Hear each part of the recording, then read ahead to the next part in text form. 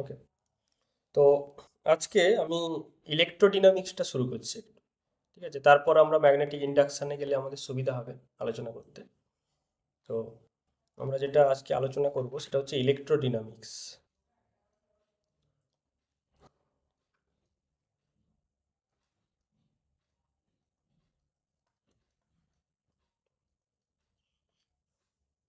ঠিক আছে, তো অলরেডি আমরা ইলেকট্রোস্ট্যাটিক্স পড়েছি।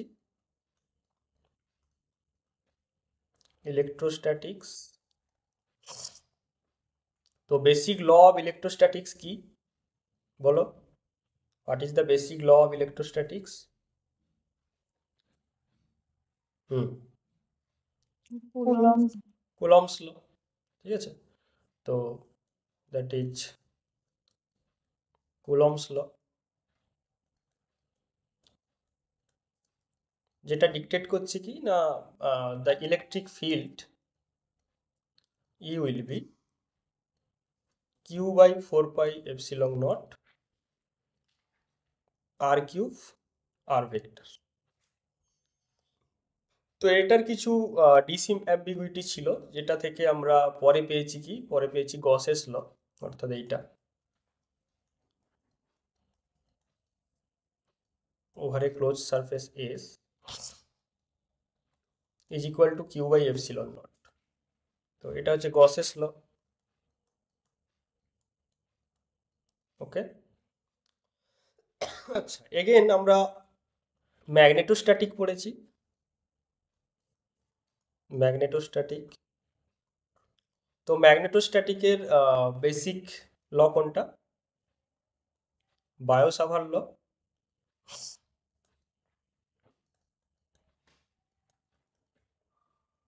ওকে, তো বায়ো-সাভার লর এক্সপ্রেশন হচ্ছে এটা, যে dB equals to mu naught by 4 pi I dl cross r by r Q.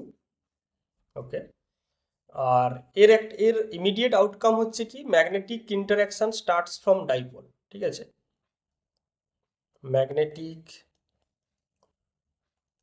Interaction starts from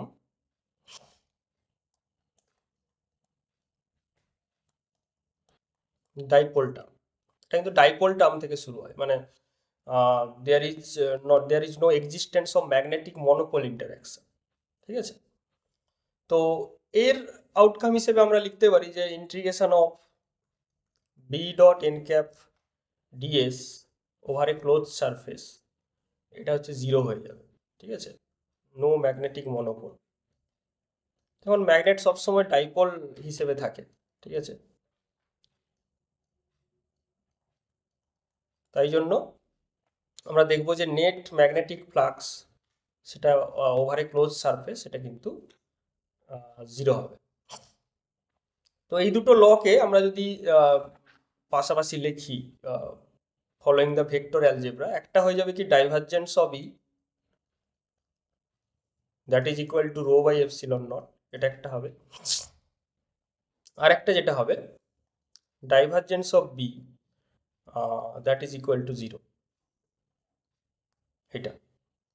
ঠিক আছে, এর পরবর্তীকালে আমরা দেখেছি ম্যাগনেটিক ইন্টারঅ্যাকশন, অর্থাৎ exchange of or interaction between electric and magnetic field. যে যখন একটা ইলেকট্রিক ফিল্ড মুভ করছে, তখন কিন্তু ম্যাগনেটিক ফিল্ড প্রডিউস হচ্ছে। সেটা আমরা জানতে পেরেছি কোথা থেকে? অ্যাম্পিয়ার সার্কিটের ল থেকে। অ্যাম্পিয়ার সার্কিটের ল, যেটা হচ্ছে এইটা, B dot DL equal to mu naught I, বা এটাকে আমরা লিখতে পারি যে curl B equal to mu naught J. Okay, and the final equation, সেটা হচ্ছে কি লেনজেস ল, সেটা হচ্ছে the electromotive force is equal to minus del phi B by del T. Okay, so electromotive force কি হয়? Del phi B by del T. যেটাকে আমরা এইভাবে লিখতে পারি যে curl of E equal to minus del B by del T, তাই না? এভাবে আমরা লিখতে পারি। বলো ঠিক লিখেছি তো? মনে মনে পড়ছে এগুলো? আচ্ছা, এবারে এই যে ইকুয়েশনটা অর্থাৎ অ্যাম্পিয়ার সার্কিটের ল, এর মধ্যে একটা ডিসঅ্যাম্বিগুইটি আছে। সেটা কি না, স্টেডি কারেন্টের জন্য এটা ঠিক আছে, এই যে curl B equal to mu naught J, this is only valid for steady current. কিন্তু যখন টাইম ভ্যারিং কারেন্টে যাব তখন কিন্তু আমরা দেখতে পাবো যে এই ইকুয়েশনটার মধ্যে একটা ডিসঅ্যাম্বিগুইটি আসছে। সেটা কীরকম দেখো, এই যে curl B equal to mu naught J, তো বোথ সাইড যদি আমরা ডাইভারজেন্স নিয়ে নিই, অর্থাৎ divergence of curl B equal to কত হওয়া উচিত? 0 হওয়া উচিত, তাই না? ঠিক কিনা বলো? From vector algebra you can always write that equal to 0। Can you? লিখতে পারো তো নাকি? কেন বলো তো? প্রমাণ করতে পারবে যে the divergence of curl of any vector is always 0? Can you prove instantly now? পারবে? কিরকম ডিরেকশন থেকে দেখবে? এটা তো divergence, that's purely mathematical. From mathematical equations or form of divergence and curl you can prove instantly. Okay, suppose curl of b, okay, ith component of curl of b, এটাকে আমরা কিভাবে লিখতে পারি? Epsilon ij K del B K by del x J, তাই না? কি লিখতে পারি তো বলো? কার্ল বির ith কম্পোনেন্ট এইটা হয়, ঠিক আছে? এখন ডাইভারজেন্স অফ কার্ল বি, এটার মানেটা হচ্ছে কি? এটার মানেটা হচ্ছে del del x i of curl with ith component. Okay, এটা তো ডামি ইন্ডেক্স, মানে সাম আছে। সো এটাকে আমরা লিখতে পারি epsilon i j k, okay, del two B K by del x i del x j. So এটা একটা সিমেট্রিক টেনশন। তার তুমি যদি উল্টে দাও, মানে del x J del x I করো, এটা সেম থাকবে। সো এটা হচ্ছে সিমেট্রিক টেনশন, কিন্তু এটা একটা antisymmetric tensor. Epsilon i j k is antisymmetric, but this is symmetric, so the product is antisymmetric, right? তাই না? একটা সিমেট্রিক ফাংশন আর একটা অ্যান্টিসিমেট্রিক ফাংশনের যে প্রোডাক্ট হয় সেটা কি হয়? অলওয়েজ অ্যান্টিসিমেট্রিক, তাই না? সো সাম ওভার এনি অ্যান্টিসিমেট্রিক ফাংশন, মানে একটা অ্যান্টিসিমেট্রিক ফাংশনের যত কম্পোনেন্ট হতে পারে তাদের সাম যদি আমরা করি, তো সেক্ষেত্রে এটা 0 হবে, তাই না? ঠিক যেমন তোমরা পড়েছো যে summation over I summation over J F I J কত হয়? এটা কত হয়? 0 হয়। From Newton's third law of motion, every action has an equal and opposite reaction. So Fij equal to minus of Fji. So if you sum over all the internal forces, you will get a big 0, তাই না? তো same এখানেও যেহেতু এটা antisymmetric force, তাই সাম করতে 0 হয়েছিল, এখানেও দেখতে পাবে একই জিনিস। সো এই জন্য divergence of curl of B is equal to 0। এটা কি বুঝতে পারো নি? বলো যদি না বুঝতে পেরে থাকো। যাই হোক, so from the vector algebra you can always get that term to be 0, কিন্তু এই জিনিসটা কি অলওয়েজ 0 হয়? ফ্রম কন্টিনিউটি ইকুয়েশন তোমরা জানো যে divergence of J plus del rho by del T equals to 0। So this is not always equal to 0, তাই না? এটাকে তোমরা সবসময় 0 বলতে পারবে না। কখন 0 বলবে? যদি রো কনস্ট্যান্ট হয়। It is only 0 when rho is constant. Rho constant হলে এই টার্মটা 0, মানে ভেক্টর অ্যালজেব্রাকে জাস্টিফাই করবে। বাট ইন ডিফারেন্ট কেসেস যখন আমরা টাইম ভ্যারিং কারেন্ট কনসিডার করব, rho may not be constant. তো সেখানে কিন্তু এই অ্যাম্পিয়ার সার্কিটের law in its original form violate the vector algebra, তাই না? তো এটি হচ্ছে ডিসঅ্যাম্বিগুইটি অফ অ্যাম্পিয়ার সার্কিটের ল। তো এটাকে ম্যাক্সওয়েল মডিফাই করেছিলেন। কিভাবে মডিফাই করেছিলেন তুমি তো জানো, যে কিভাবে করেছিলেন বলো?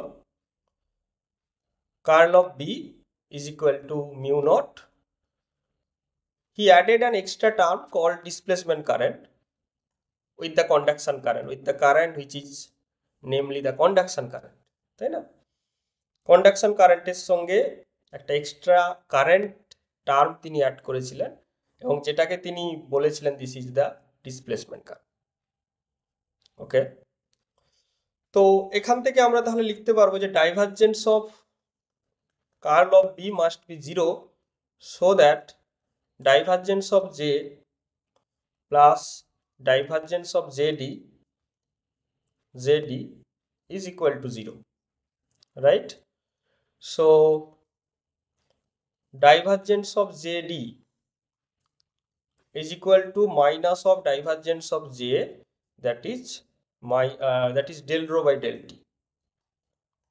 Okay, and rho is equal to epsilon naught divergence of E from the Gauss's law. From Gauss's law, divergence of E equal to rho by epsilon naught. So that's why rho is equal to epsilon naught of divergence of E. And from here, we can write JD is proportional to epsilon naught del E by del T. And literally এই proportionality constant কে 1 ধরা হয়, তাই জন্য আমরা for free space লিখতে পারি epsilon naught del E by del T. ওকে, তাই তো? ক্লিয়ার? আচ্ছা, সো ফাইনালি আমরা তাহলে লিখতে পারি যে curl of B is equal to mu naught J plus epsilon naught del E by del T. তো এটা হচ্ছে মডিফাইড অ্যাম্পিয়ার সার্কিটের law, modified Ampere's law, and this modification was done by কে মডিফাই করেছিলেন?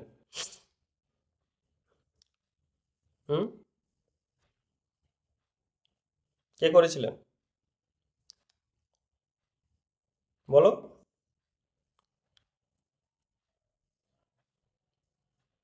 ম্যাক্সওয়েল, তাই না? Maxwell correction. তো Maxwell আগের তিনটে যে ল অফ ইলেকট্রোডাইনামিক্স আমরা দেখলাম, আর পাশাপাশি মডিফাইড ফর্ম অফ অ্যাম্পিয়ার সার্কিটের ল, এই চারটাকে একসঙ্গে অ্যাসেম্বল করে these are called Maxwell's equation. First হচ্ছে divergence of E is equal to rho by epsilon naught, which is Gauss's law. Divergence of B equal to 0 indicates the inexistence of magnetic monopole. Then curl E equal to minus del B by del T, indicating the electromagnetic induction. Okay, যেটা হচ্ছে লেঞ্জেস লকে dictate করছে। And finally, Ampere's circuital law, which is modified by Maxwell.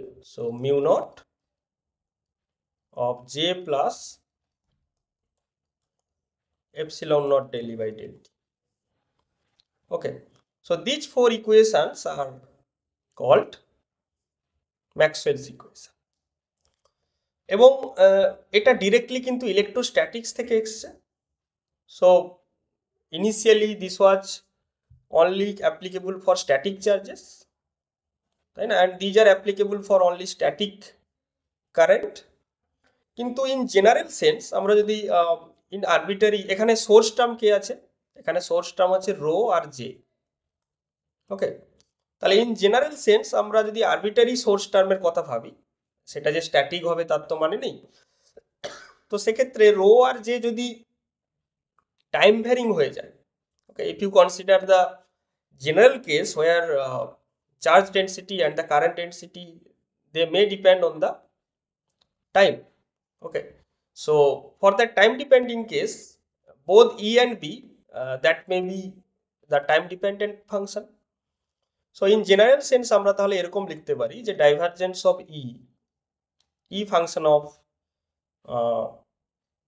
R and T is equal to rho function of R and T by epsilon naught.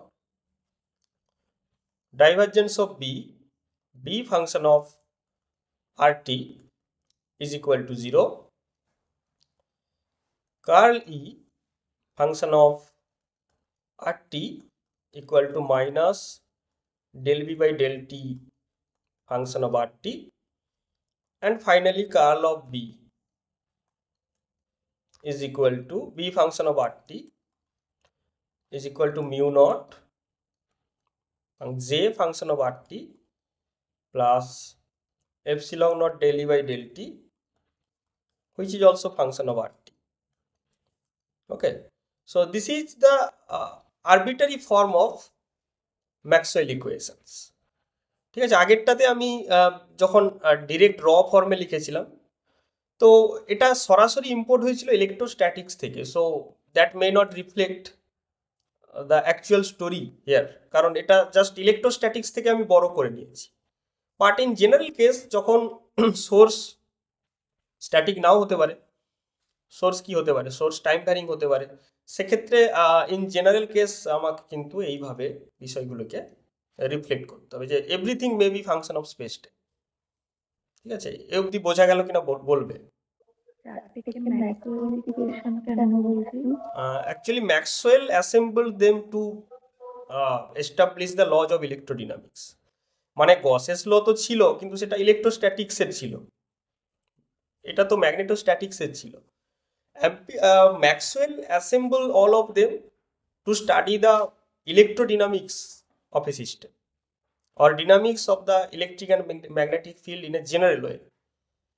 তো Maxwell এগুলোকে use করেছিলেন একটা অন্য পারপাসে, যেটা তাদের অরিজিনাল ফর্ম বা অরিজিনাল যে পারপাস ছিল সেখান থেকে অ্যাসেম্বল করে তিনি একটা অরিজিনাল ফর্মে ব্যাপারটাকে, মানে ইন এ পারপাসফুল ফর্ম তিনি তাদেরকে অ্যাসেম্বল করেছিলেন। তাই জন্য তার নাম অনুযায়ী এটাকে ম্যাক্সওয়েলস ইকুয়েশন বলা হয়। ঠিক আছে, ম্যাগনেটিক মনোপল এক্সিস্ট করে না, তার মানে ফিজিক্যালি এরকম ভাবতে পারি যে কোনো একটা পোলকে সেপারেট করে পাওয়া যায়। এক্স্যাক্টলি। মানে যখনই বলো, চার্জের ক্ষেত্রে পাওয়া যায় তো। হ্যাঁ, মনোপল চার্জ তো পাওয়া যায়, শুধুমাত্র পজিটিভ চার্জ বা শুধুমাত্র নেগেটিভ চার্জ এক্সিস্ট করে। ঠিক আছে, মানে এমনি যদি বলরেখা, হ্যাঁ, তো বলরেখা অলওয়েজ ক্লোজড হয়, ম্যাগনেটিক লাইনস অফ ফোর্স গুলো যেগুলো অলওয়েজ ক্লোজড হয়, কিন্তু ইলেকট্রিক লাইনস অফ ফোর্স মানে কনভার্জেন্ট বা ডাইভার্জেন্ট হতে পারে, তাই না? মানে সেরকম ভাবে তো এই সেন্সে তো ম্যাগনেটিক ফিল্ড কেউ ভাবতে পারি না। ম্যাগনেট দেখো, যদি একটা শুধু পয়েন্ট চার্জ রাখো প্লাস কিউ চার্জ, তাহলে সে ডাইভার্জ করবে,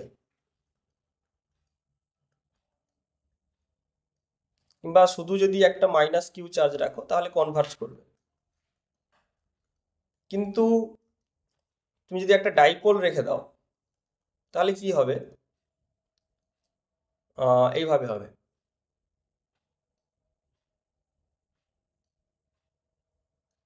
এভাবে হবে। তো ম্যাগনেটিক ইন্টারাকশনের ক্ষেত্রে আমরা সবসময় কিন্তু একদম ডিস্টিংক্ট মনোপোল পাবো না, অর্থাৎ তার এরকম জাস্ট কনভার্জেন্ট বা divergent magnetic lines of force পাওয়া সম্ভব নয়, সবসময় এরকম পাবো আমরা। যতগুলো লাইনস অফ ফোর্স বেরোবে ততগুলোই আবার কিন্তু এখানে ঢুকে যাবে, এই আর কি। বুঝতে পেরেছ? আচ্ছা, এবারে আমাকে বলো যে এখানে কটা ইকুয়েশন আছে, এখানে the number of equations, কটা ইকুয়েশন?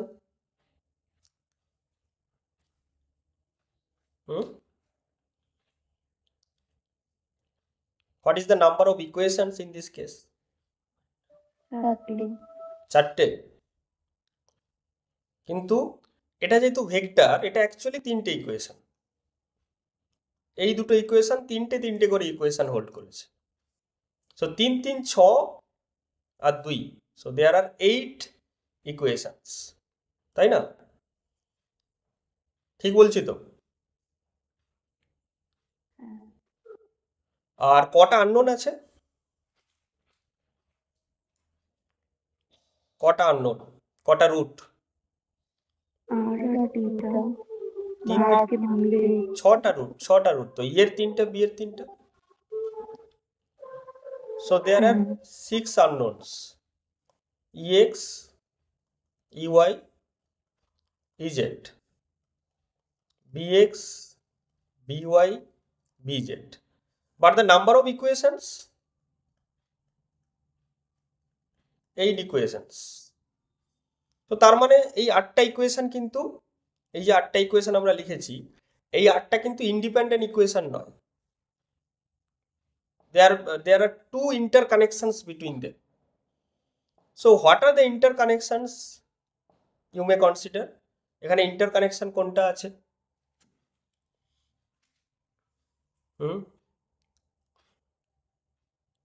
কি মনে হয়, কি ইন্টারকানেকশন আছে?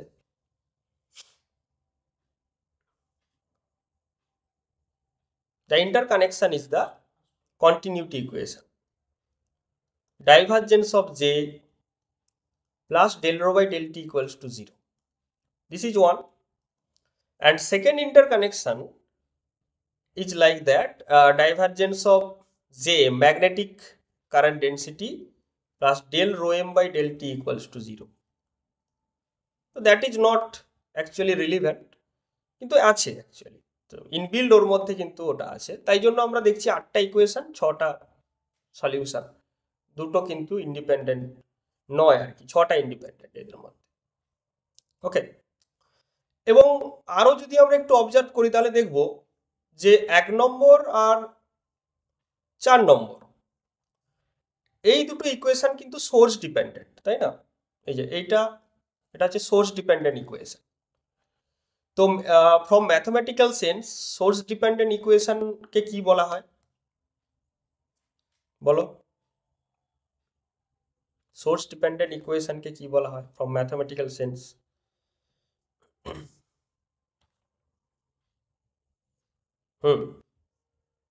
বলো।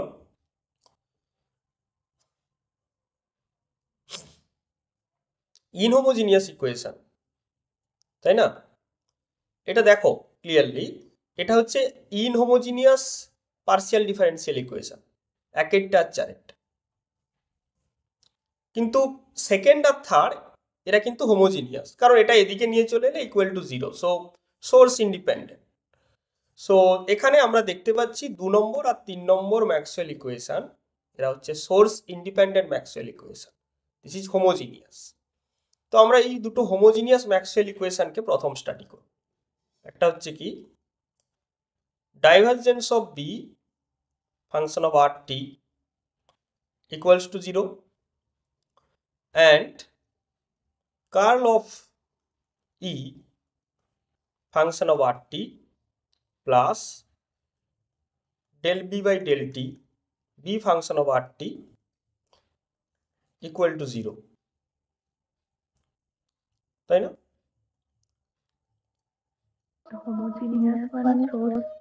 সোর্স নেই, হ্যাঁ তোমরা পড়েছো তো, ধরো তোমরা যেমন ওয়েভ ইকুয়েশন পড়েছো, কিরকম grad square phi equal to some function of R t, এটা ইনহোমোজিনিয়াস।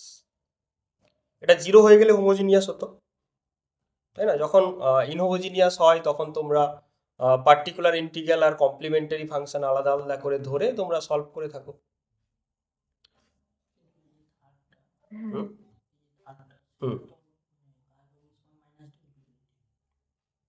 হ্যাঁ, না এর B is also unknown function. Actually এই যে ডিফারেন্সিয়াল ইকুয়েশন, এই ডিফারেন্সিয়াল ইকুয়েশনের F R T is the known function of R T, this is known, but here B and E contains the roots, কারণ E আর B solution, তো এটা কোনো known ফাংশনকে সে কিন্তু কন্টেন্ট করছে না। সো দিস ইজ হোমোজিনিয়াস, এটা সোর্স টার্ম নয়, দিস ইজ নট সোর্স, তাই না? This is the field which is effect.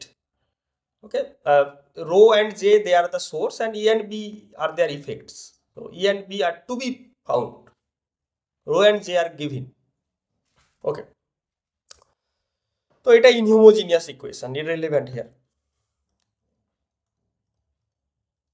So from first equation, that means second Maxwell equation here,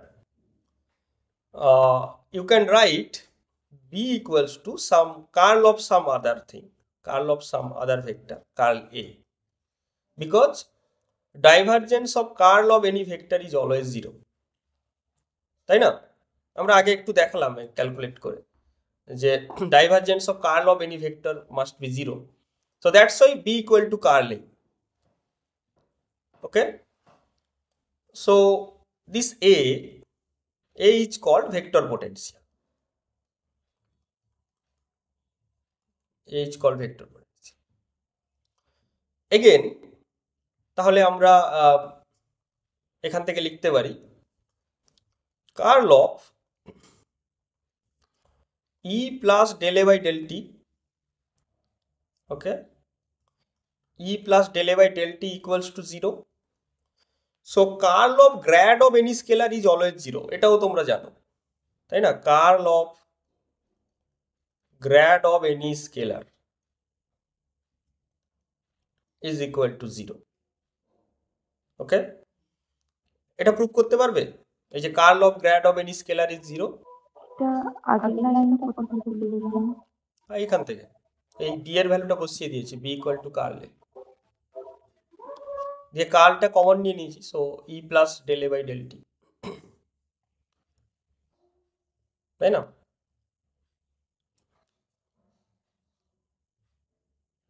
না বুঝলে না?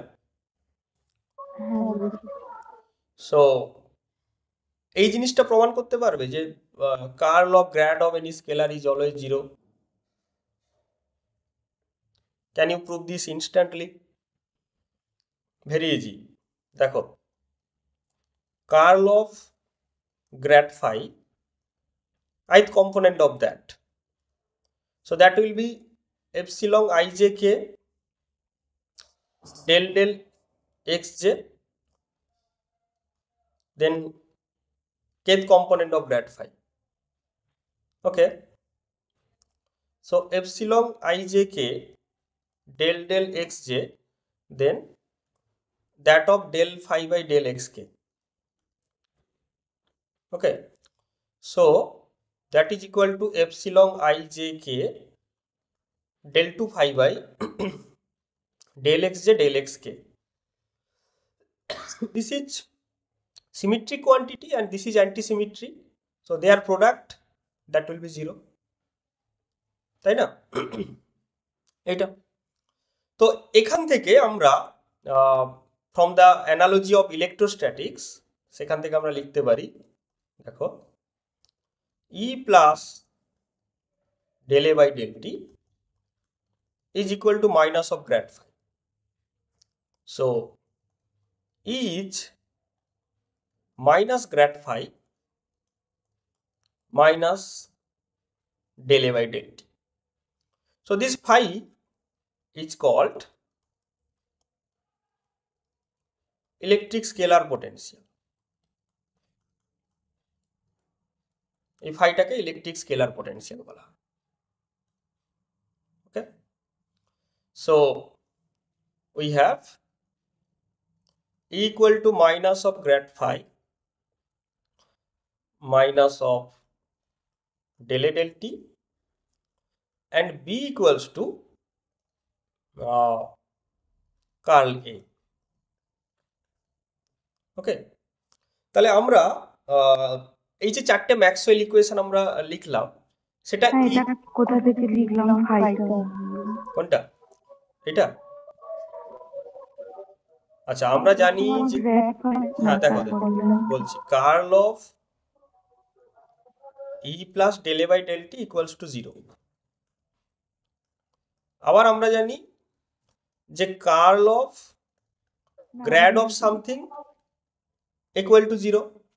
তাহলে কম্পেয়ার করে আমরা বলতে পারি this thing is equal to grad of something, তো সেটা গ্র্যাড অফ -5 ধরা হচ্ছে।